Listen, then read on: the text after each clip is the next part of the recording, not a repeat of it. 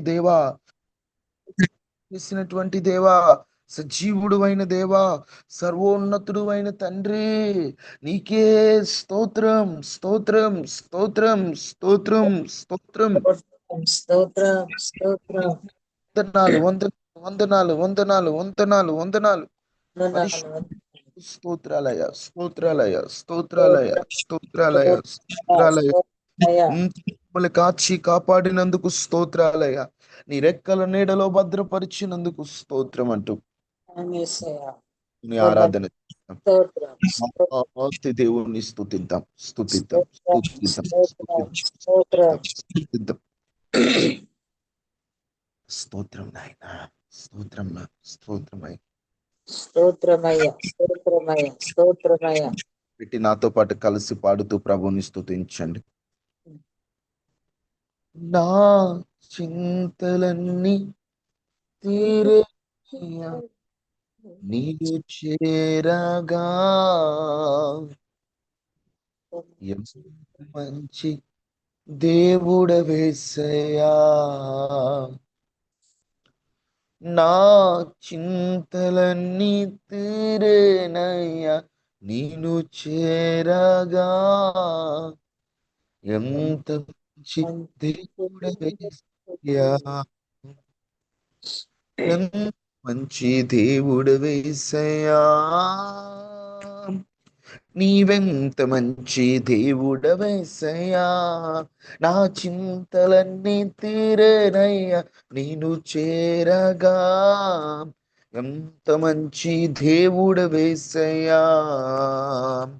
నా చింతలన్నీ తీరేనయ్యా, నేను చేరగా ఎంత మంచి దేవుడవేసయ్యా.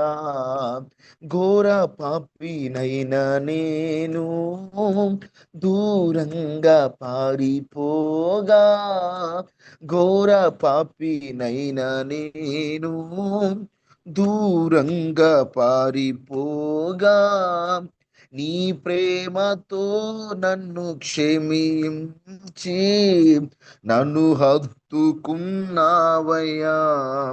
నీ ప్రేమతో నన్ను క్షమించి నన్ను హత్తుకున్నావయ్యా. ఎంత మంచి దేవుడవేసయ్యా, నీవెంత మంచి దేవుడవేసయ్యా. చింతలన్నీ తీరేనయ్యా, నేను చేరగా ఎంత మంచి దేవుడవేసయ్యా. నా చింతలన్నీ తీరేనయ్యా, నేను చేరగా ఎంత మంచి దేవుడవేసయ్యా. నాకున్న వారందరూ నన్ను విడచిపోయినను, నాకున్న వారందరూ నన్ను విడచిపోయినను, ఎన్నెన్నో ఇబ్బందులకు గురి చేసినను నన్ను నీవు విడువలేదయ్యా. ఎన్నెన్నో ఇబ్బందులకు గురి చేసినను నన్ను నీవు విడువలేదయ్యా. ఎంత మంచి దేవుడవేసయ్యా, నీవెంత మంచి దేవుడవేసయ్యా. చింతలన్నీ తీరేనయ్యా, నేను చేరగా ఎంత మంచి దేవుడవేసయ్యా. నా చింతలన్నీ తీరేనయ్యా, నేను చేరగా ఎంత మంచి దేవుడవేసయ్యా. నీవు లేకుండా నేను ఈ లోకంలో బ్రతుకాలేనయ్యా. నీవు లేకుండా నేను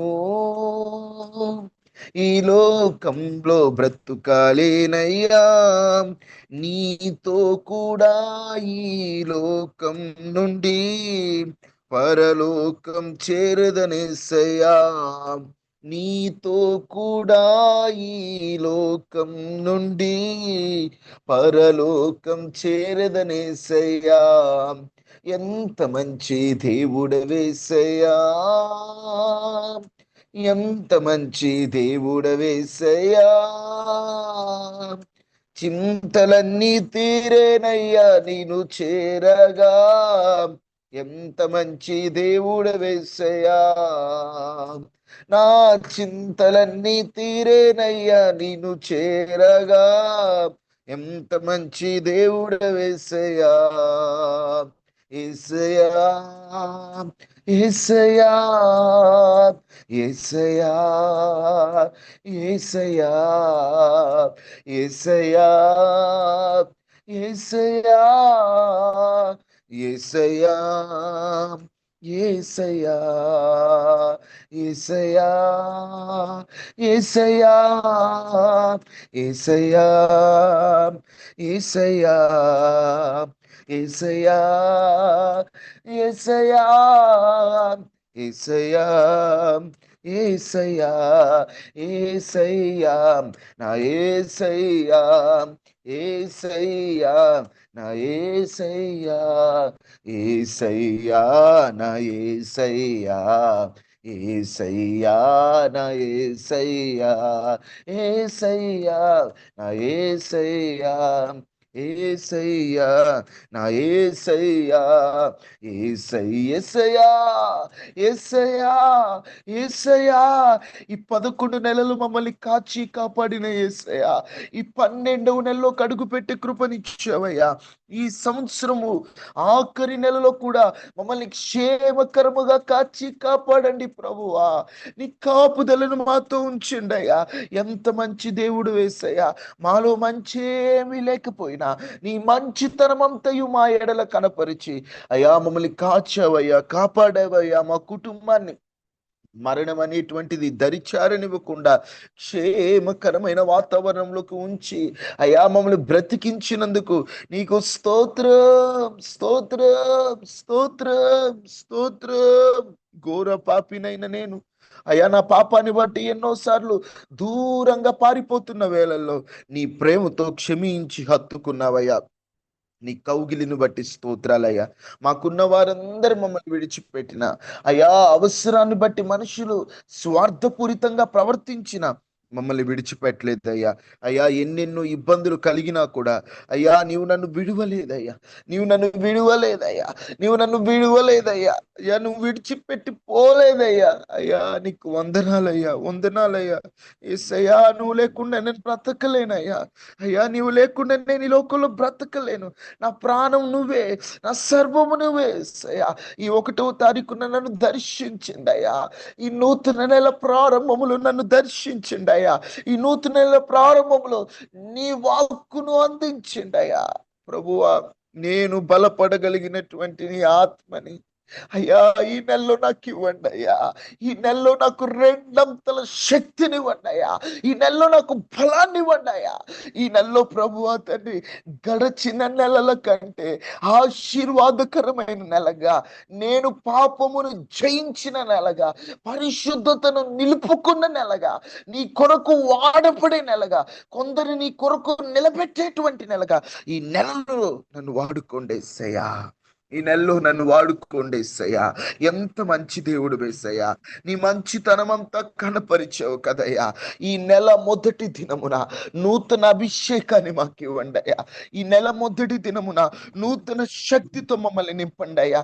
ఈ నెల మొదటి దినమున నూతన ప్రత్యక్షతతో మమ్మల్ని నింపండి అయ్యా. మమ్మల్ని నింపండి దేవా. గొప్ప దేవా, ఆశ్చర్యకార్యాలు చేసే దేవా, దాటిపోని దేవా, నీకు స్తోత్రాలు, స్తోత్రాలు, స్తోత్రాలు, స్తోత్రాలు. అయ్యా గడిచిన 11 నెలల్లో ఎన్నోసార్లు పడిపోయాం, ఘోర పాపులుగా ప్రవర్తించాం అయ్యా. ఎరిగి ఎరిగి చెడిపోయాం, తెలిసి తెలిసి తప్పిపోయాం. కానీ 12వ నెలలో నిలబడాలి. 2026 కొరకు అయ్యా ఒక శ్రేష్టమైనటువంటి పాత్రగా సిద్ధపాటు నెలగా ఈ డిసెంబర్ నెలను ఉంచండి అయ్యా. పరిశుద్ధతకై పునాదులు వేయబడాలయ్యా, ప్రార్థనకై పునాదులు వేయబడాలయ్యా, అద్భుతాలకై పునాదులు వేయబడాలయ్యా. ఈ నెలలో నా దేవా నూతనమైన కార్యములు అనుభవించాలయ్యా. నా దేవా నూతనమైన శక్తితో నింపబడాలయ్యా. నీకు వందనాలు, వందనాలు అయ్యా. అయ్యా నీకు వందనాలు, వందనాలు, వందనాలు. రాజానికి స్తోత్రాలు స్తోత్రాలు. అందరూ దేవుని చిత్తమునకు అప్పగించుకొని ప్రతి ఒక్కరూ ఆయన సహాయాన్ని వేడుకుంటూ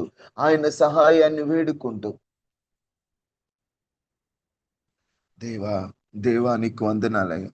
రాజానికి స్తోత్రాలు స్తోత్రాలు స్తోత్రాలు స్తోత్రాలయ్యా. నీకే స్తోత్రాలయ్యా. నీకే మహిమ తండ్రి. స్తోత్రములు నాయన. స్తోత్రాలు స్తోత్రాలు స్తోత్రాలు. ప్రాంతంగా నీకోసం కొనడానికి ఆశగా ఉందయ్యా. నీకోసం జీవించాలని ఆశగా ఉందయ్యా. ఈ నెలలో సిద్ధపరచుండయ్యా. ఆ విధముగా సిద్ధపరచుండయ్యా. దేవా నా ప్రాణము నీ కొరకై తప్పించుచున్నది. దేవా నా ప్రాణము నీ కొరకై తప్పించుచున్నది. నా రాజువు నీవే, నా తండ్రివి నీవే, నేను విడువను ఎడబాయెను. నా రాజువు నీవే, నా తండ్రివి నీవే, నిన్ను విడువను ఎడబాయెను. కలములతో రాయగలమా, కవితలతో వర్ణించగలమా, కలలతో వివరించగలమా నీ మహోన్నతమైన ప్రేమ. అవునయ్యా, ఎంత మంచి దేవుడివయ్యా. నీ ప్రేమను కలములతో రాద్దామంటే ఆ ప్రేమను రాయగలిగిన కలము భూతలమందు వెతికినా కానరాలేదయ్యా. కవితలతో వర్ణిద్దామని కూర్చుంటే నీ ప్రేమకు తగిన పదాలు దొరకలేదయ్యా. కలలతో వివరించాలని ప్రయత్నిస్తుంటే మా ప్రయత్నమునకు అందలేదయ్యా. ఇంత ప్రేమించడానికి మాలో ఏమంచుందయ్యా. ఘోర పాపులమయ్యా, స్వార్థపూరితమైన మనుషులమయ్యా, కానీ ప్రేమించావయ్యా. ఎంత గొప్ప దేవుడువు దేవా, ఎంత శక్తిమంతుడు తండ్రి. ఈ 1వ తారీఖున క్షేమముగా నడిపించావయ్యా. నీకు వందనాలయ్యా, నీకు స్తోత్రాలయ్యా. అందరూ కృతజ్ఞతతో ప్రభువుని స్తుతిద్దాం. ఆయన ప్రేమను తలపోసుకుంటూ 11 నెలలు మనల్ని ఎంత చక్కగా కాపాడాడు కదా. ఆయన ప్రేమను అందరూ ధ్యానిస్తూ రారాజువు నీవే, నా తండ్రివి నీవే, నేను విడువను ఎడబాయెను. నా రాజువు నీవే, నా తండ్రివి నీవే, నిన్ను విడువను ఎడబాయెను. కలములతో రాయగలనా, కవితలతో వర్ణించగలనా, కలలతో వివరించగలనా నీ మహోన్నతమైన ప్రేమ. ఆకాశములు నీ మహిమను వివరించుచున్నవి, అంతరిక్షము నీ చేతి పనిని వర్ణించుచున్నది. దేవాన ప్రాణము నీ కొరకే తపించుచున్నది. దేవాన ప్రాణము నీ కొరకే తపించుచున్నది. ఆరాధింతును ఆరాధింతును. నా రాజువు నీవే, నా తండ్రివి నీవే, నిన్ను విడువను ఎడబాయెను. దేవా నా ప్రాణము నీ కొరకే తప్పించుచున్నది దేవా నా ప్రాణము. నీ కొరకే తప్పించుచున్నది దేవా నా ప్రాణము. నీ కొరకే తప్పించుచున్నది దేవా నా ప్రాణము. నీ కొరకే తప్పించుచున్నది. అవునయ్యా, నా ప్రాణం నీ కోసం తప్పిస్తుంది యేసయ్యా. ఈ డిసెంబర్ నెలలో అయినా నీ కోసం బ్రతకాలి యేసయ్యా. యేసయ్యా, బలాన్ని ఇవ్వండి యేసయ్యా. ఆశ ఉంది కానీ ఆశకు తగిన పరిస్థితులు లేవయ్యా. అన్ని ఓడిపోయే పరిస్థితులే నాయనా. నాయనా, నాకు నీ బలం కావాలయ్యా. అయ్యా తండ్రి, అయ్యా నీ కోసం బ్రతకాలనుంది యేసయ్యా. యేసయ్యా, నీ కోసం నిలబడాలనుంది యేసయ్యా. యేసయ్యా, నీ పనిలో వాడబడాలనుంది యేసయ్యా. తగిన పరిశుద్ధత లేదయ్యా, తగిన యోగ్యత లేదయ్యా, తగిన శక్తి లేదయ్యా. కానీ ఆశ ఒక్కటే ఉన్నదయ్యా. ఆశ కలిగిన ప్రాణాన్ని తృప్తిపరిచే దేవుడు అయ్యా. నీ ఆశ భంగము కానేరదన్న దేవుడు అయ్యా. తండ్రి, మమ్మల్ని దర్శించండి అయ్యా. తండ్రి, మమ్మల్ని దర్శించండి అయ్యా. తండ్రి, మమ్మల్ని దర్శించండి అయ్యా. మాతో మాట్లాడండి అయ్యా. మా ప్రాణములను ధైర్యపరచండి అయ్యా. తండ్రి, నీ కోసం తప్పిస్తుందయ్యా మా ప్రాణం. నువ్వు కావాలేసయ్యా. నీ కోసం బ్రతకాలనుంది యేసయ్యా. అయ్యా, మమ్మల్ని అందరినీ జ్ఞాపకం చేసుకోమని అయ్యా వాక్యం ద్వారా మీరు మాతో మాట్లాడండి అయ్యా. అయ్యా, మీరు మా కొరకు సిద్ధపరిచినటువంటి శ్రేష్టమైన వాక్యాలను అయ్యా నీ దాసుని మరుగుపరచి మా అందరితో మీరు మాట్లాడండి అయ్యా. దేవా, నీ మాటలు మా వినికిడిలో అయ్యా ఫలింపుకున్నట్లుగా మీరు మాతో మాట్లాడండి యేసయ్యా. మీరు మమ్మల్ని దర్శించండి అయ్యా. మీరు మమ్మల్ని పలుకరించండి అయ్యా. ఈ డిసెంబర్ నెలకు అవసరమైనటువంటి వాగ్దానాన్ని మీరు మాకు అనుగ్రహించండి అయ్యా. ఈ డిసెంబర్ నెలలో మేము బలపడినట్లుగా శ్రేష్టమైనటువంటి నీ వాక్కును మాకు అందించండి అయ్యా. నీ దాసుడు మాట్లాడుతుండగా నీ దాసుడు కాదయ్యా, మీరే మాట్లాడండి తండ్రి. మీరు బలపరచండి ప్రభువా. నీ దాసుని మాటగా కాదయ్యా, నీ మాటగా మేము స్వీకరిస్తున్నామయ్యా.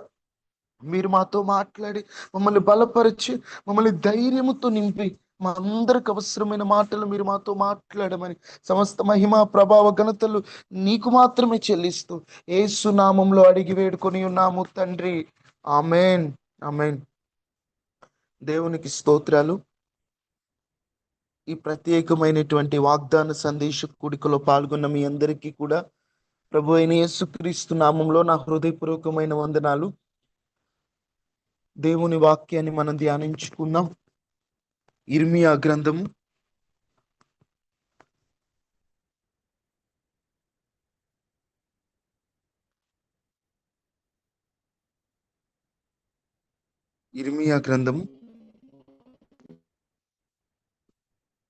39వ అధ్యాయము 18వ వచనాన్ని ఒకసారి చదువుకుందాం.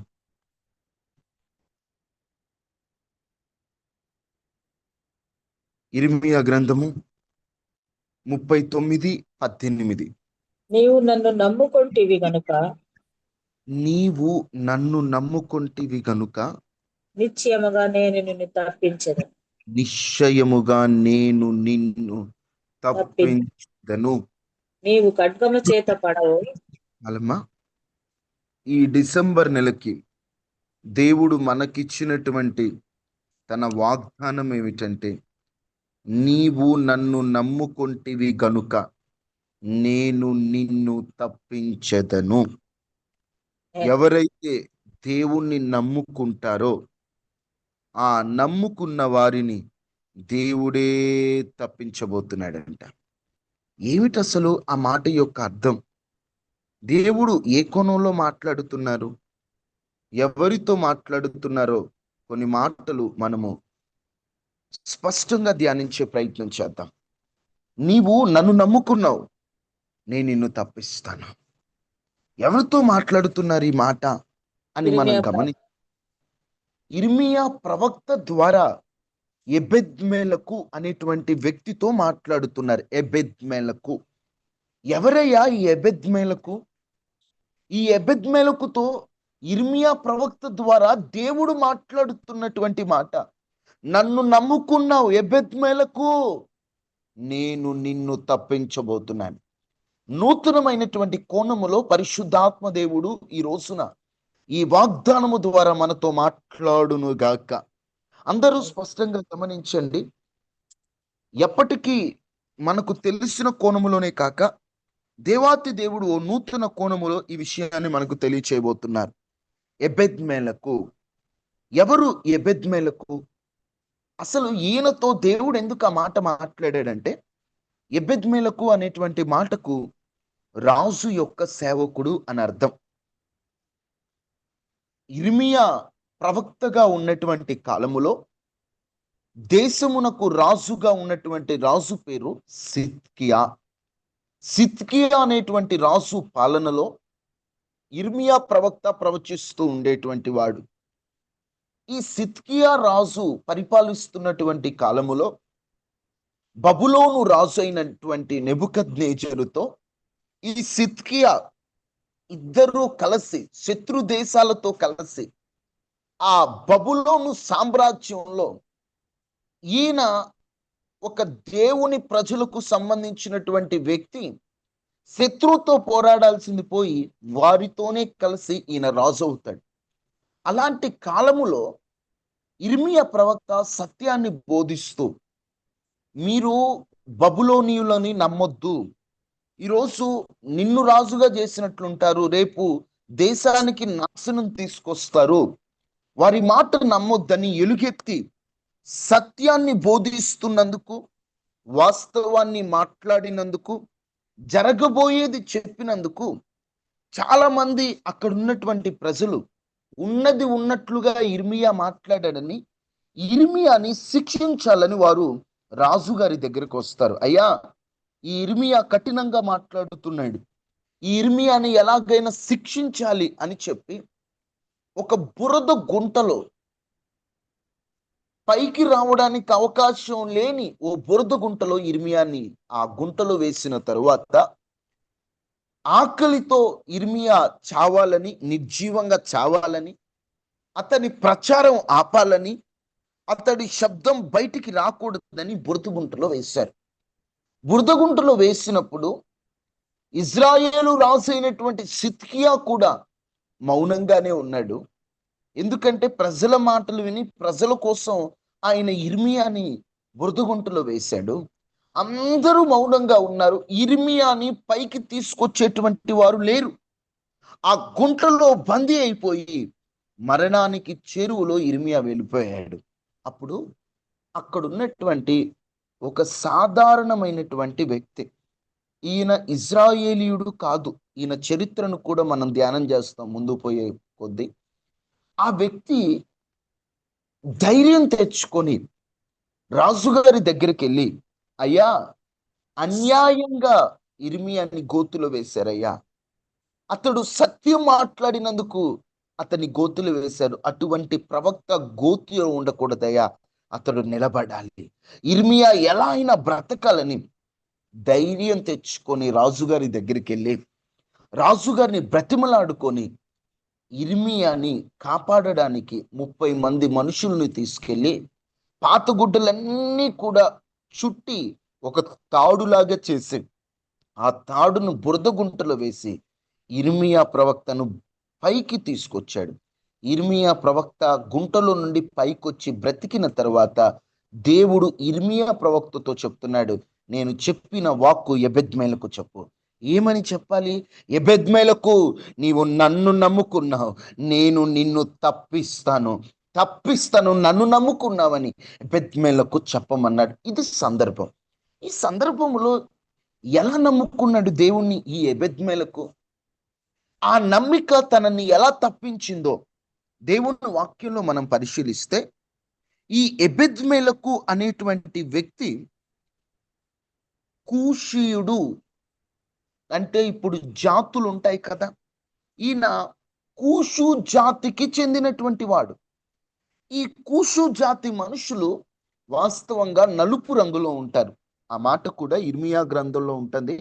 13వ అధ్యాయము 23వ వచనం ఒకసారి చూడండి. ఎందుకు ఈ మాటలు ధ్యానిస్తున్నామో అర్థమవుతుంది ముందుకు వెళ్ళే కొద్ది. ఇర్మియా 13:23. కూషు దేశస్థుడు తన తన చర్మము మార్చుకొనగలడా? ఉండగలడా? చిరుతపులి తన మచ్చలను మార్చుకొనగలదా?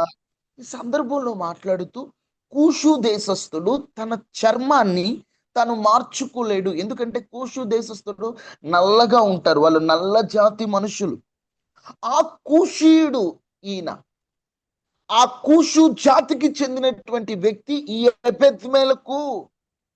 ఈ ఎపెద్మెలకు వాస్తవంగా కూషీయులు ఎవరు అని పరిశీలిస్తే నోవాహుకి 3 కుమారులు, షేము, హాము, యాపేతు.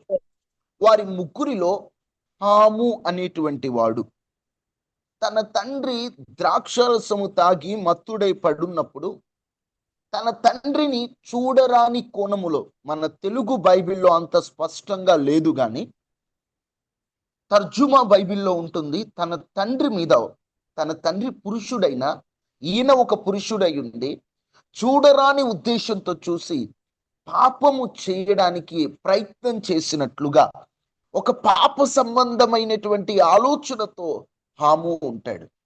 ఆ విషయాన్ని తర్వాత నోవాహు తెలుసుకొని హాముని శపిస్తాడు. హాము, నువ్వు శాపానికి కారణం, ఇదిగో చేయరాని కార్యాన్ని చేసావు కదా, నీవు శాపాన్ని పొందుకుంటావని హాము జాతంతటిని శపిస్తాడు. ఆ హాము జాతిలో నుండి కూషీయులు వచ్చారు. చూడండి, ఆది కాండము 10వ అధ్యాయము 6వ వచనం. ఆది కాండము 10:6. హాము కుమారులు కూషు, మిస్రాయిము,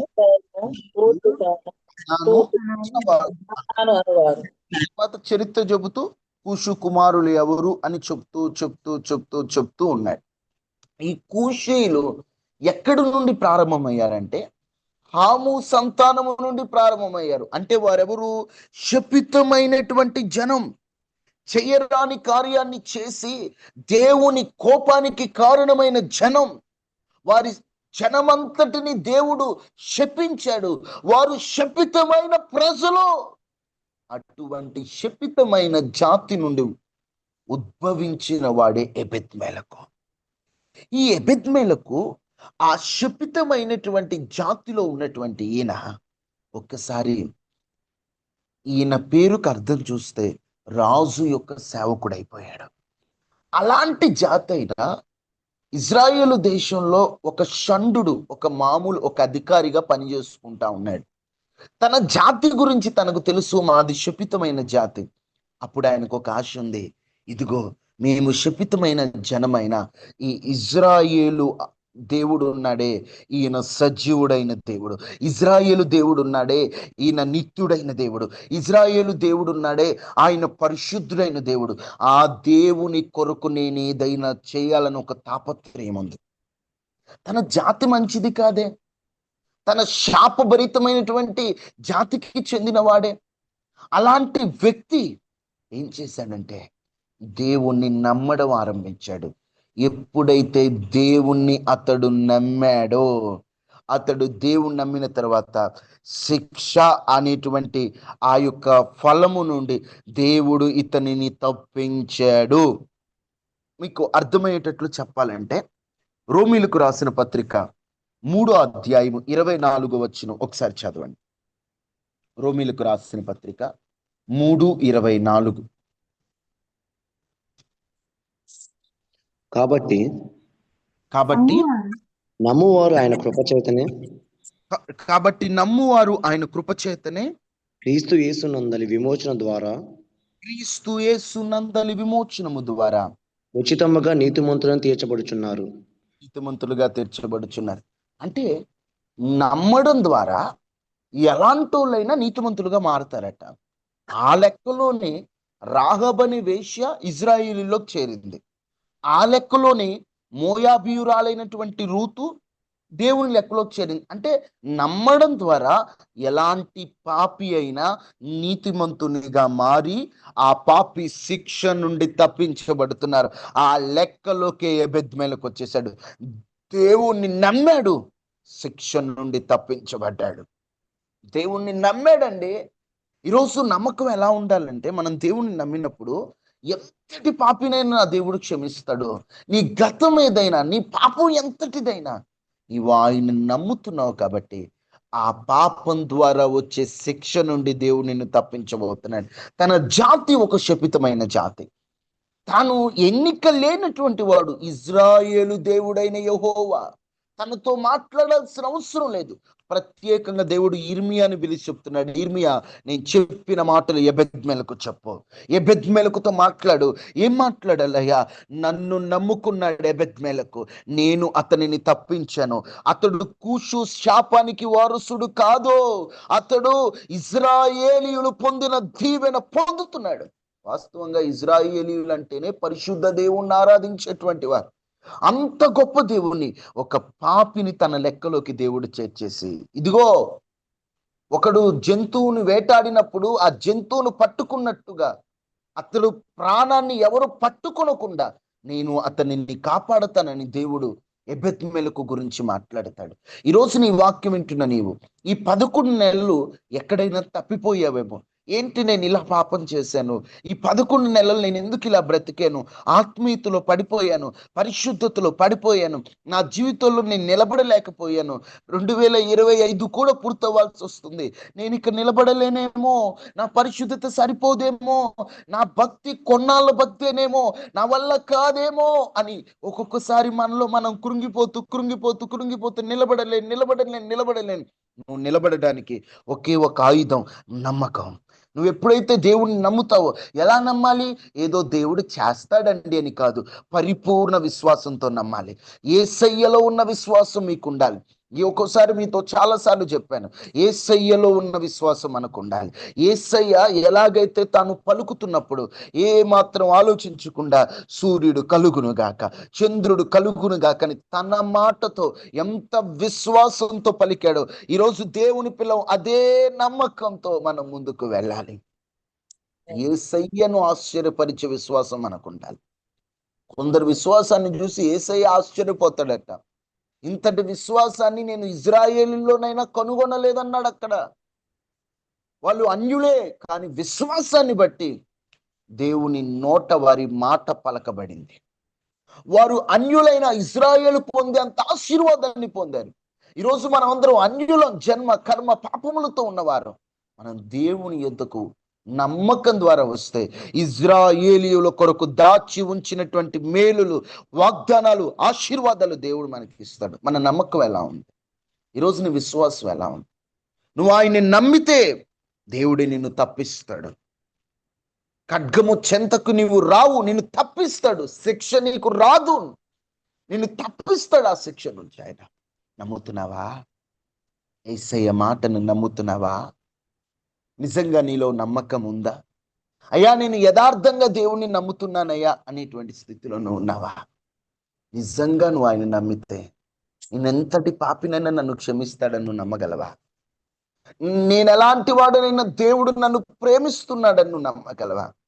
దేవుడు నన్ను ప్రేమిస్తున్నాడని మాట వరుసగా పలకటం కాదు, యథార్థంగా హృదయాంతరంగా లోతుల్లో నుండి చెప్పాలి, దేవుడు నన్ను ప్రేమిస్తున్నాడు, నేను ఆయన బిడ్డను, నేను ఆయన నమ్ముతున్నాను. పరిస్థితులు ఏవైనా, ఎలాంటి స్థితి అయినా నేను దేవుణ్ణి నమ్ముతున్నాను. ఏంటి నమ్మడం? ఎలా నమ్మడం? ఈరోజు నేను నమ్ముతున్నానంటే కుదరదండి. మన నమ్మకం ఎలా ఉండాలంటే చెక్కు చెదరని విశ్వాసం మనలో ఉండాలి. ఎప్పుడైతే ఆ నమ్మకం నీకు ఉంటుందో నిన్ను తప్పించబోతున్నాడు. ఎబెద్మెలకు దేవుణ్ణి ఎలా నమ్మాడంటే, ఒకటి, తాను ఎలాంటి వాడైనా కూడా నా దేవుడు నన్ను క్షమిస్తాడని నమ్మాడు. దేవుడు అతని నమ్మికను బట్టి క్షమించాడు. అతని జాతికున్న శిక్ష నుంచి ఎబెద్మెలకును దేవుడు తప్పించాడు. అక్కడ రాజైనటువంటి సిద్కియా, ఇజ్రాయేలీయులకు చెందిన సిద్కియానేమో ఇష్టానుసారంగా ప్రవర్తిస్తుంటే, అన్యుడైనటువంటి ఎబెద్మెలకేమో దేవునికి ఇష్టమైనట్లు ప్రవర్తిస్తున్నాడు. ఇక్కడ ఒకటి దేవుణ్ణి నమ్మాడు. ఏమని నమ్మాడంటే ఎలాంటి వారినైనా దేవుడు క్షమిస్తాడని నమ్మాడు. ఈరోజు నమ్మాలి, దేవుడు నన్ను క్షమించాడా, నిజంగానే క్షమించాడా అని కలవరపడకూడదు. దేవుడు ఎలాంటి వాడినైనా క్షమిస్తాడు. పూర్వము హింసకుడును, దూషకుడును, హానికరుడనని పలికినటువంటి పౌలును దేవుడు క్షమించినట్లుగా నిన్ను క్షమిస్తాడు. దేవుడు క్షమించి నీ శాపాన్ని కొట్టివేయాలని ప్రభు ఆశపడుతున్నాడు. ఈ 2025 సంవత్సరంలో ఈ 11 నెలలు ఎలా బ్రతికావో అనవసరం. ఈ 12వ నెల నుండైన ప్రభు కొరకు నిలబడు. ఓ నూతనమైనటువంటి పరిశుద్ధతకై పునాదులువే. ఒక బలమైనటువంటి నెలగా ఈ నెలను నిలబడాలి. ఆ పునాది 2026లో నిన్ను ఉన్నత శిఖరాలు ఎక్కించడానికి పునాది ఉపయోగపడాలి. ఒకటి అది. 2, ఎప్పుడైతే దేవుణ్ణి నమ్మాడో, ఒకటి నన్ను క్షమిస్తాడని నమ్మాడు. 2, ఈయన దేవుణ్ణి నమ్మి రిస్క్ చేశాడు. ఎలాంటిదంటే ఇజ్రాయేలీయులు చేయలేనిది, రాజు చేయలేనిది విశ్వాసం ద్వారా దేవుణ్ణి బట్టి చేయగలిగాడండి. వాస్తవంగా చెప్పాలంటే ఇర్మియా ఆ బురద గుంటలో పడిపోయినప్పుడు, బురద గుంట అంటే నార్మల్ గుంటలు కాదండి, ఒక పూడు లాంటి గుంటలు పడిపోయినప్పుడు ఇర్మియా గురించి రాజు దగ్గరికి వెళ్ళి ధైర్యంగా మాట్లాడేటువంటి ఆ బలం ఎవరికీ లేదు. ఎవరు ముందుకు రాలు. ఇర్మియాని ప్రేమించిన వారైనా, ఇర్మియా కొరకున్న ఎవరు ముందుకు రాలా, సాహసం చేయలా. ఈయన మాత్రం చేశాడు. ఎందుకే అంత రిస్క్ చేసావు నువ్వు? ఎబెద్మెలకు నీకేం అవసరం? నువ్వు అసలు ఇజ్రాయేలీయులకు చెందిన వ్యక్తివి కాదు కదా. ఇజ్రాయేలీయులే మౌనంగా నోటి మీద వేలేసుకుని ఉంటే నీకేం అవసరం అని అంటూ ఉండేవారేమో. అయ్యా నిన్ను ఊరుకొని చంపేస్తారు, నువ్వు రాజు దగ్గరికి వెళ్ళి మాట్లాడుతున్నావు, ఆయన ఎవరు? సిద్కియా, ఆయన వెనుక బబులోనీయులు ఉన్నారు, నువ్వు వెళ్ళొద్దు అనే మాట పలుకుంటారు. ప్రజలందరూ వ్యతిరేకమయ్యారు, వద్దు అనేటువంటి ఆలోచన వచ్చిన నేను దేవుణ్ణి నమ్మినప్పుడు, నా దేవుడు నన్ను నడిపిస్తున్నప్పుడు నేను రిస్క్ చేస్తానని ఆయన వెళ్ళి ఎంత రిస్క్ చేశాడంటే అన్యాయాన్ని ప్రశ్నించాడు. అన్యాయాన్ని ప్రశ్నించాడు. అయ్యా ఇది అన్యాయం. చూడండి ఆ మాట, ఇర్మియా గ్రంథం 38వ అధ్యాయం.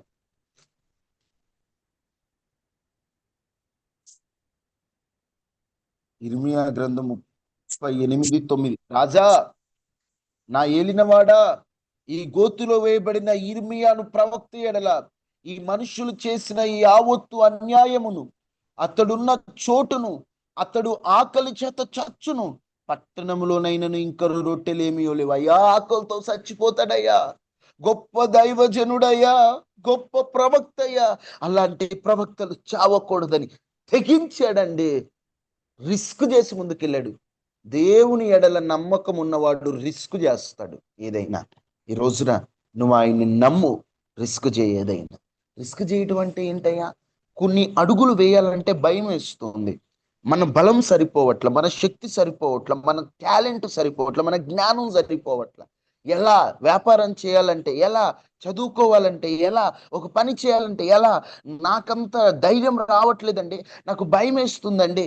శక్తి చేత కాదు, బలము చేత కాదు, నా ఆత్మ ద్వారానే ఇది జరిగిస్తానని పలికిన దేవుడు మన ఎడల ఉన్నాడని ఆయన యందు విశ్వాసం ఉంచి ఆయనను నమ్మి ముందుకడుగులు వేయండి అంతే. రిస్క్ చేయండి అంతే. మీ రిస్క్, అమ్మో నష్టం జరిగిపోద్దేమో రిస్క్ చేశాను అనుకోవద్దు. నేను దేవుణ్ణి నమ్మాను, ఆయనే చూసుకుంటాడు.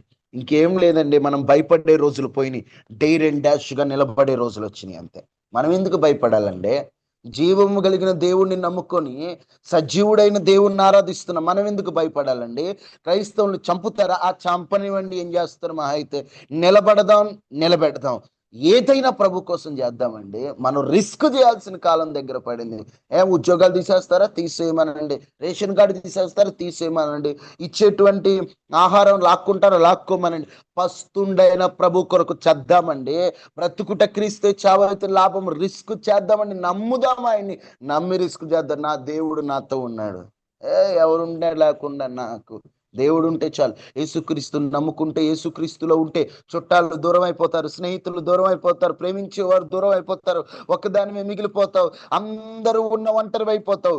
అయినా పర్లేదు, నా దేవుడు నాతో ఉన్నాడని నమ్మకం ఉంచు, ముందుకు అడుగులేసే. భయపడతా కూర్చోవద్దు, కృంగిపోతా కూర్చోవద్దు, అధైర్యపడతా కూర్చోవద్దు. రిస్క్ చేసి ముందుకు వెళ్ళిపో. ఎందుకంటే నీవు ఆయనని నమ్ముకున్నావు. నిన్ను దేవుడు తప్పిస్తాడు. ఎవరి నుండి తప్పిస్తాడో తెలుసా? శత్రువుల పన్నాగముల నుండి. ఇర్మియా దగ్గరికి ఎబెద్మెలకు వెళ్ళినప్పుడు ఎబెద్మెలకు ప్రశ్నిస్తున్నాడని, ఎబెద్మెలకును కూడా నాశనం చేద్దామని ఆలోచన కొందరికి వచ్చి ఉండొచ్చు. కానీ ఎంతమంది ఎన్ని పన్నాగాలు వేసినా నేను దేవుణ్ణి నమ్మాను, మీ అందరి చేతుల్లో నుండి దేవుడు నన్ను తప్పిస్తాడు. ఎందుకంటే ఆయన ఇజ్రాయేలీలకు ఒక వాగ్దానం చేశాడు. ఏంటి ఆ వాగ్దానం? మీకు విరోధముగా రూపింపబడిన ఏ ఆయుధము వర్ధిల్లదు. ఇప్పుడు అదే వాగ్దానం ఎవరి జీవితంలో జరుగుతుంది? ఎబెద్మెలకు. ఈయన ఇజ్రాయేలీయుడు కాదు, కానీ నమ్మకం ద్వారా ఇజ్రాయేలీయుడిగా మార్చబడ్డాడు. ఎబెద్మెలకు విరోధముగా ఉన్న ఏ ఆయుధం వర్ధిల్లలేదు. కారణం ఏమిటంటే నమ్మాడు. ఈరోజు దేవుణ్ణి నువ్వు నమ్మగలిగితే, దేవుని ఎడల విశ్వాసంతో నువ్వు ముందుకెళ్ళగలిగితే రిస్క్ చేయి. ఒకటి, ఆయన నిన్ను క్షమించాడని నమ్మి ముందుకెళ్ళు. రెండు, ఏదైనా నా దేవుడే నన్ను చూసుకుంటాడు. కొండలు ఎదురైనా, ఎలాంటి పరిస్థితి అయినా, జెరుబ్బాబేలు ఒక పని చేయాలంటే కొండలు ఎదురైనాయి అంట. అప్పుడు శక్తి చేత కాదు, బలము చేత కాదు, దేవుని ఆత్మ ద్వారా సమభూమిగా మారాలనుకున్నాడు. ధైర్యంగా అడుగులు వేసేసాడు అంతే. భయపడుతూ కూర్చుంటే ఈ రోజులో బ్రతకలేం. ఏదైనా ధైర్యంగా ముందుకే. ఓ జాబ్ చేయాలా, ముందుకేసే, అడుగులు ముందుకేసే. పరిస్థితుల వైపు చూడొద్దు, ప్రభు వైపు చూస్తూ అడుగులు ముందుకేసే. కొత్తవి దేవుడు ఈ నెలలో మన జీవితంలో అనుమతించబోతున్నాడు. అవి కొత్త అనుభవాలుగా మనకు ఉంటాయి. భయపడుతూ వెనకడుగులు వేయొద్దు, ఆ అనుభవాలలో అడుగులు ముందుకు వేయండి. దేవుడు ఎందుకు నడిపించాడు ఆ అనుభవాల్లో? అడుగులు ముందుకు రిస్క్ చేయండి.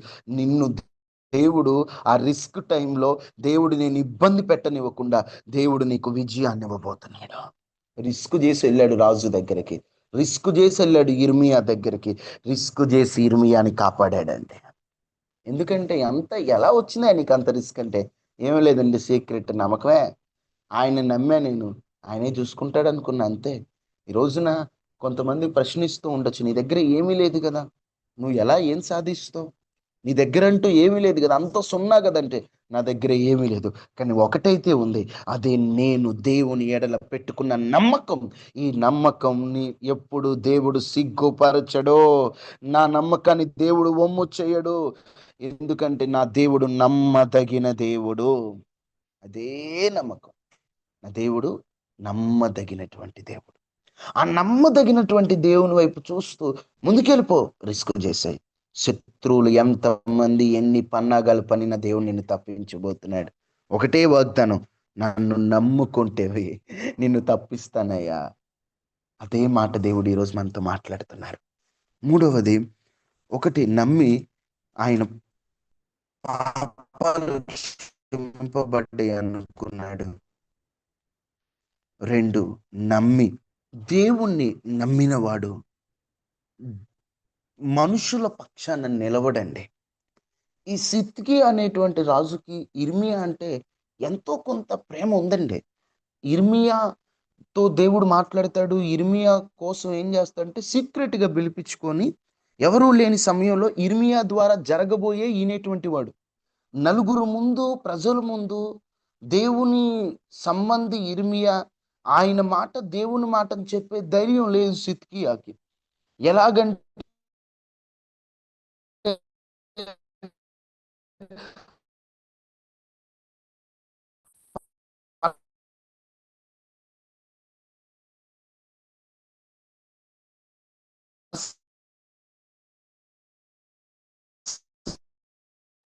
వాయిస్ కట్ అవుతుంది.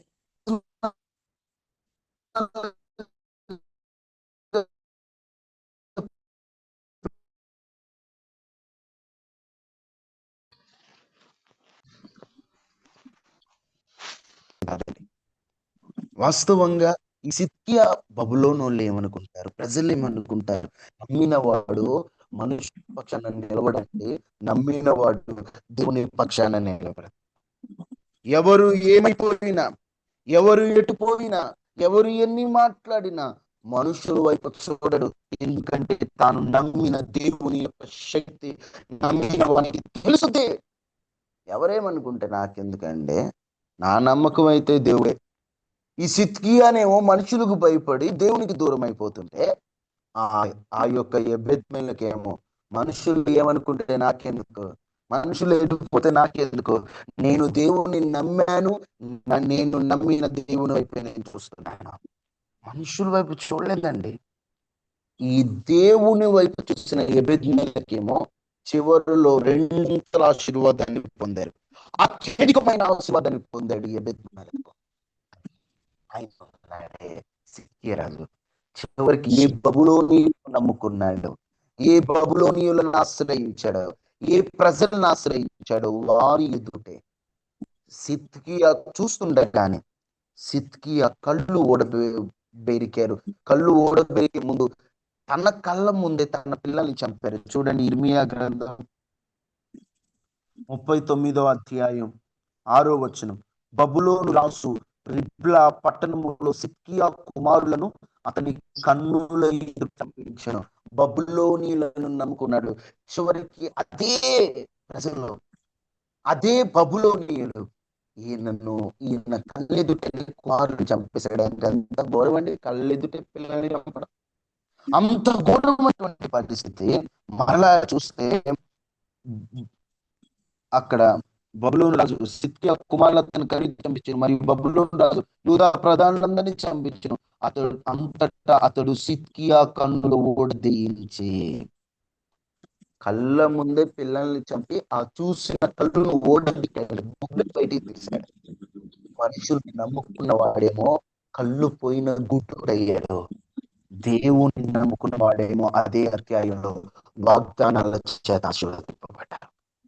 మనుషుల్ని నమ్ముకుంటే సిగ్గుపడతామండి. అందరికీ బాగా తెలిసినటువంటి కీర్తన, ఎప్పుడు పలికేటువంటి కీర్తన 118. మనం ఎప్పుడు ఆ కీర్తన మాట్లాడుతూ ఉంటాం కదా. 118 కీర్తన.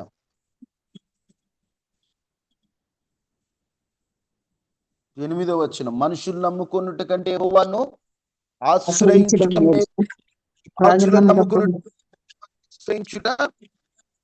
మేలు. మనుషులు నమ్ముకున్నవారు సిగ్గుపడతారు. మనుషులు నమ్ముకున్నవారు ఇప్పుడు ఇద్దరేనండి, సిద్కియా ఎబెద్మెలకు. సిద్కియా మనుషులు నమ్ముకున్నాడు, తప్పించుకోలేకపోయాడు. చివరికి కళ్ళెదుట కళ్ళు పోయే పరిస్థితి వచ్చేసింది. కానీ దేవుని నమ్ముకున్నాడు ఎబెద్మెలకు. ఎబెద్మెలకు గురించి మాట్లాడుతూ నీవు నమ్ముకున్నావు ఎబెద్మెలకు. అసలు ఈ సందర్భం నాకు ఆశ్చర్యం అనిపించింది ఏంటంటే, ఇజ్రాయేలు జాతికి చెందినోడేమో మనుషులు నమ్ముకొని ఒక పనికిరానుడిగా మారిపోయాడు. అన్య జాతికి చెందినోడేమో దేవుని నమ్ముకొని ఆశీర్వాదాల మూట చెంత చేర్చుకున్నాడు. ఈరోజు మనం అందరం అన్యులు అయినండి వాస్తవంగా మాట్లాడాలంటే. కానీ దేవుడు మనకి భాగ్యాన్ని ఇచ్చాడు కదా. మనం దేవుణ్ణి నమ్మకంలో ఉందండి. ఈ రోజున 11 నెలలు మనకున్న విశ్వాసం అల్ప విశ్వాసం, తొట్టిల్లిపోయే విశ్వాసం, నిలబడలేని విశ్వాసం, స్థిరము లేని విశ్వాసం, కదిలిపోయే విశ్వాసం. కానీ ఈ డిసెంబర్ నెలలో మన నమ్మకం ఎలా ఉందో తెలుసా?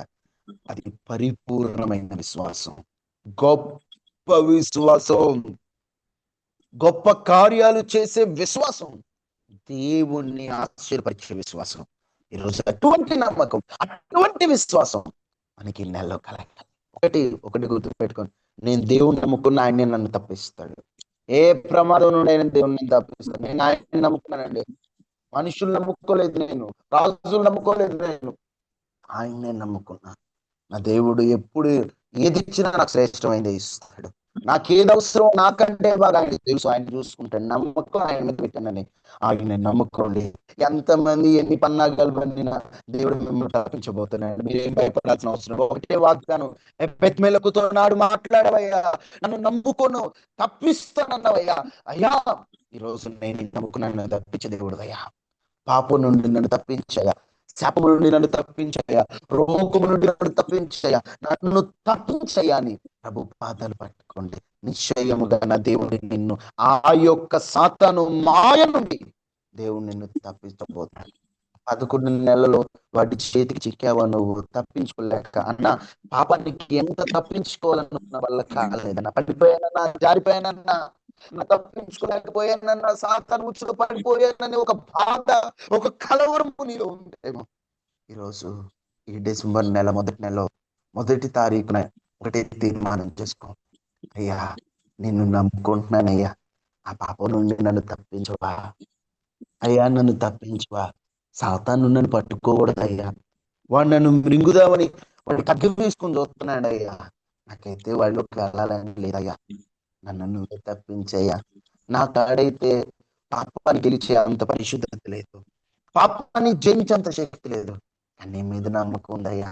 నాకు ఆ శక్తిని ఇవ్వవా. ఈ నెలలో ఒక నూతనమైనటువంటి శక్తితో నన్ను నింపవా. దేవా, నా జీవితాన్ని ఆశీర్వదించవా.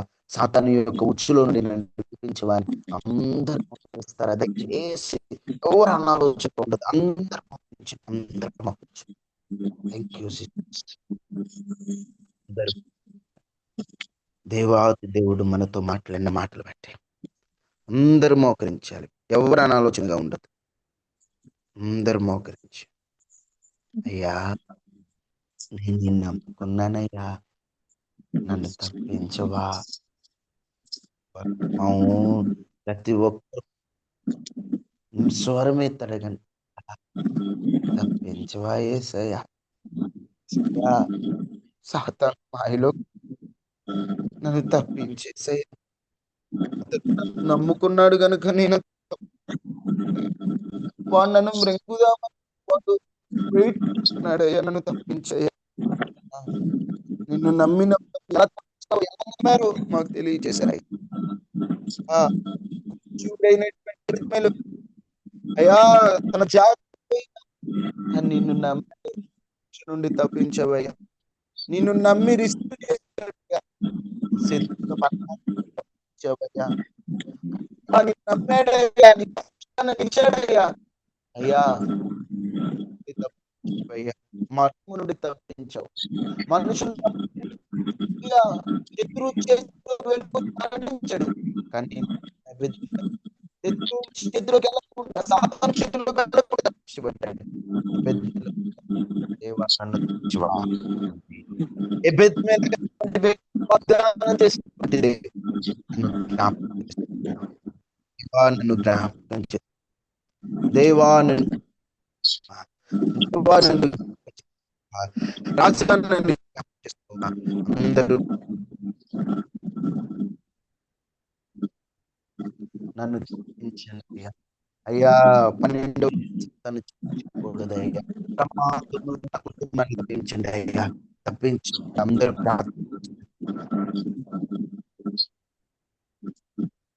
శాపము అతి ఘోరమైనది. అది హాము ద్వారా కనాను, కూషు అందరూ శాపగ్రస్తులు. కానీ కూషియుడైనటువంటి వానికి దేవుడు వాగ్దానం ఇచ్చేసాడండి. ఒక అన్యుడు వాగ్దానాన్ని పొందుకోవడం ఏంటండి? ఒక అన్యుడు వాగ్దానాన్ని పొందుకోవడం, ఒక అన్యుడు వాగ్దానాల ప్రకారంగా ఉండటం ఏంటి? ఒక శాపబద్ధమైనటువంటి జాతిలో నుండి వచ్చినటువంటి వాడు, శాపంలో బ్రతికినటువంటి వాడు, అటువంటి వ్యక్తిని దేవుడు ఎంత ప్రేమిస్తున్నాడు. ప్రార్థన చేసుకో. అపరిశుద్ధుడ, మహోన్నతుడ, ఈ డిసెంబర్ నెల మొదటి తారీఖున అయ్యా మాతో మాట్లాడిన మాట బట్టి వందనాలు. అతను నన్ను నమ్ముకున్నాడు, నేను అతన్ని తప్పిస్తానన్నా. నిజమే, నిన్ను నమ్ముకున్నామయ్యా, మమ్మల్ని తప్పించువా. ఈ పాపంలో, ఈ శాపంలో, ఈ రూపంలో మా వల్ల కాదయ్యా. మీరు మమ్మల్ని తీర్చేటువంటి దేవుడు అయ్యా, నువ్వు మమ్మల్ని జ్ఞాపకం చేసుకున్నటువంటి దేవుడు అయ్యా. ఎవరైతే వాక్యాన్ని విన్నారో వాక్య ప్రకారంగా వారి జీవితాల్లో నడుచున్నట్లు దీవించాను. ఈ 2025లో డిసెంబర్ నెలలోకి మేము అడుగు పెట్టాం. నిన్ను నమ్ముకుంటున్నాం. మమ్మల్ని ఈ నెలలో ప్రమాదముల నుండి, వైరస్ నుండి, రోగాల నుండి, శాపం నుండి, మరి ముఖ్యంగా పాపం నుండి, సాతాను ఉచ్చు నుండి తప్పించి అయ్యి నిన్ను నమ్ముకున్నాం. మమ్మల్ని తప్పించి క్షేమాన్ని మాకు నెలలో మంచి ఆరోగ్యాన్ని 2026కి సిద్ధపడి నెలను 2026లో చేయకుండా 26 మమ్మల్ని ఉదయకాల ప్రాంతంలో వారికి స్వస్థత వారి నెల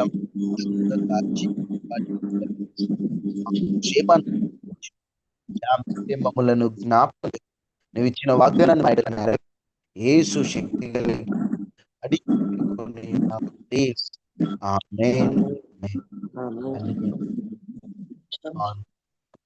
కృప పరిశుద్ధమైన సహవాసం మనకి మన కుటుంబానికి తోడు గాక. ఆమేన్. ఆమేన్. వందనాలు అందరికీ వందనాలు.